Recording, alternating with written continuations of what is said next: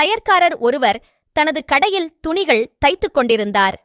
அவருடைய மகன் அருகில் இருந்து அவர் வேலை செய்வதை பார்த்துக் கொண்டிருந்தான்.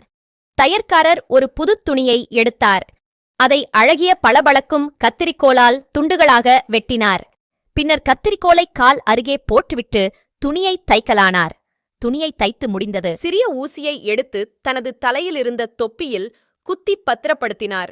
இதை பார்த்துக் கொண்டிருந்த மகன் அவரிடம், அப்பா, கத்திரிக்கோல் விலை உயர்ந்தது, அழகானது. அதை அலட்சியமாக காலடியில் போடுகிறீர்கள்.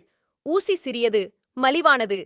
ஆனால் அதை தலையில் பாதுகாக்கிறீர்களே, அது ஏன் என்று கேட்டான். நீ சொல்றது உண்மைதான் என்றார.